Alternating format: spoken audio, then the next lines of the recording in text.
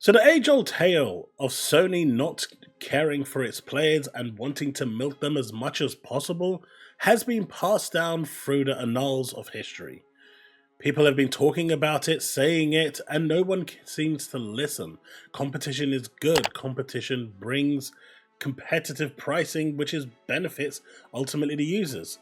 But what we're seeing at the moment with the position that Microsoft's in and the way they're positioning themselves away from what Sony's doing and from what Nintendo's doing, kind of going into their own niche, is Sony running their own agenda. And with that, you're getting a bunch of remasters, remakes. The way they're milking their community is just astronomical.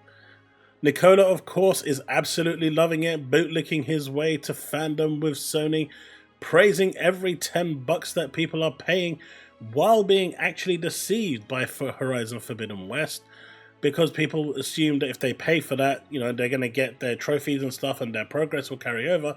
Apparently it does not. Your progress goes bye-bye and you have to replay the whole thing, which kind of makes sense a little bit, but you kind of expected at least your trophies to be passed through so you can just play the game and enjoy the game without having to worry about all that side stuff. But no. That's not the way Sony does things.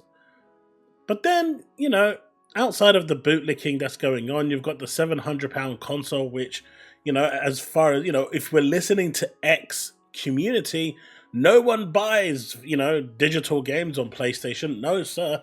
No one at all will buy digital games. They will only buy physical. So you're not really getting that console for 700 quid. You're going to have to buy the £100 extra disc drive. You're buying it for 800 quid. That 700 price tag to PlayStation fans is a placebo. It's not real. It's fake. It's not happening. It doesn't exist. It's a myth. It's one of those things that looks like it's there, but it's really actually $799. And for anyone that says, no, it's actually $699, I'm not the one that says, if you don't release physicals, we are not buying your games. Okay? So, if that's the narrative that you guys want to go with, that $699 is a fake figure. It's actually $799. It's a placebo effect to make it look cheaper than it actually is. And it should have been $699 with the disc drive. $599 without. But, it seems Sony fans really enjoy being, shafted by both ends. Remasters, overpriced consoles, and it is overpriced, and it does set a dangerous precedent for next generation consoles. And at the end of the day, the next generation consoles will no longer be an easy entry for consumers. But this is all leading up to somewhere, so don't worry. I know where I'm going with this. So let's just dive into it. So as you can see here, it seems that the PS5 Pro truly isn't compatible with the PS5 Slim plates. And as you can see from these pictures, they're not actually lining up. The Slim plates do not work. And people have been kind of curious as to why they don't work. They were assumed to be working. Sony surely wouldn't, make the hinges ever so slightly different, placed by like a few millimeters now, would they, in order to make you go and buy new plates? They wouldn't do that to their customers that just spent £700 on a digital console now, would they? Or £800 if you want the full fat console. Or if you want it with the stand, £830. So if you want the full experience, you're looking £830. They wouldn't actually go around and actually move the hinges by a millimeter deliberately just to offset you now, would they? Well, apparently a spokesperson from Sony, the PS5 console covers are not compatible with the 5 Pro. This applies to the Slim as well. However, players will be able to swap out different console covers for the PS5 Pro when they become available in the future. Now this is pretty disgusting. Sony right now, I get it. They lost 400 million with Concord and probably more in, other avenues with Factions and Spider-Man, not being able, those games getting cancelled. Then they had the whole Bungie fiasco where they've lost billions in that direction. But to actually nickel and dime your community base, your fan base, and of course the fan base for PlayStation is taking this with open arms. They are bending over and saying, please sir, can I have some more? And they are taking it without any lube. They are literally taking it raw. And they are happy for it. They are holding on to that bar and saying, please, just one more. Just one more. I can take it. It's crazy. And as you can see in the comments, damn, Sony's becoming like Apple. It's crazy, right? That's definitely a greedy move by Sony. And what a dumb decision by Sony. Bad for manufacturing, standardization, modularization purposes, and bad for the consumer. Not only that, it's a waste of plastic. Right? At a time and age when we're trying to reduce our plastic waste because it is toxic, they are actually adding to toxic waste. But this is Sony. This is what they do.